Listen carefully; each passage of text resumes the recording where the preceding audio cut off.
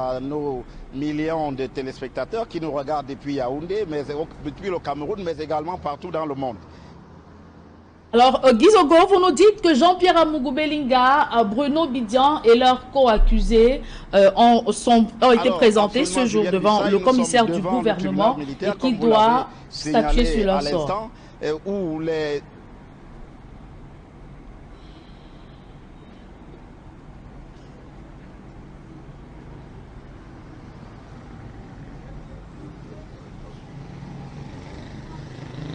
Oui, absolument. Nous sommes devant le tribunal militaire et les suspects sont à nouveau de retour devant le commissaire du gouvernement. Donc, il était environ 18 h lorsqu'ils sont arrivés ici au tribunal militaire.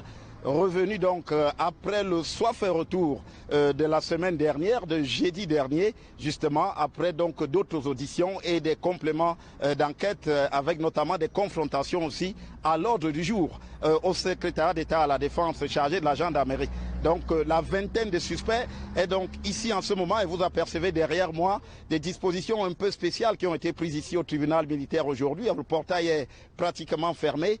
Il y a moins d'affluence aussi par rapport à la dernière fois. Il y avait des milliers de personnes à la limite ici la dernière fois. Aujourd'hui, peut-être que un peu de lassitude dans l'air. Les uns et les autres, les personnes sont moins nombreuses ici, le public est moins nombreux. Les familles aussi d'ailleurs, qui sont aussi moins nombreuses. Mais le dispositif, lui, il est là, il se renforce davantage puisque nous venons de voir à l'instant un véhicule de la gendarmerie qui est passé et des forces de l'ordre qui sont aussi disposées ici autour de nous. Alors, qu'est-ce qui va se passer? Nous ne pouvons pas vous en dire davantage. Nous ne sommes pas peut-être dans le secret des dieux. Mais la question, justement, du juge militaire, on va savoir aujourd'hui ce qu'il en est exactement. Est-ce qu'on recourt à un juge militaire? En tout cas, le décret du président de la République à ce sujet n'a pas été rendu public. Et ce qu'on sait aussi, c'est qu'un juge civil pourrait également être convoqué pour régler ce problème, cette question. Donc c'est un peu l'expectative ici au tribunal militaire en ce qui concerne le juge qui devrait connaître de cette affaire. Mais l'on sait aussi, selon certaines indiscrétions, que pour ce qui est des mandats, ils sont signés, apprêtés du moins par le greffier, et on saura davantage, les suspects seront d'ici quelques temps le sort qui leur est réservé s'il s'agit d'un fait retour pour le CED ou alors d'une détention préventive pour les uns et les autres dans les différentes prisons de Yaoundé.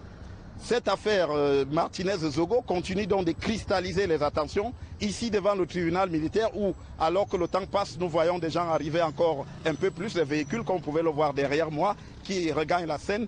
Donc cette affaire Martinez-Zogo, pour ainsi dire, cristallise donc toujours l'attention. Et d'ailleurs, l'Assemblée nationale s'en est saisie aujourd'hui avec la doyenne d'âge qui a rappelé que, au fil du temps, il y a un certain nombre d'affaires qui sont restées non élucidées au Cameroun, ce qui a pu jeter la suspicion autour de la résolution de ces problèmes par les autorités et que l'affaire Martinez-Zogo devrait être l'occasion d'en finir une fois de plus avec cette suspicion-là, de traduire effectivement devant les tribunaux les auteurs de ces crimes crapuleux, afin que les Camerounais retrouvent la sérénité.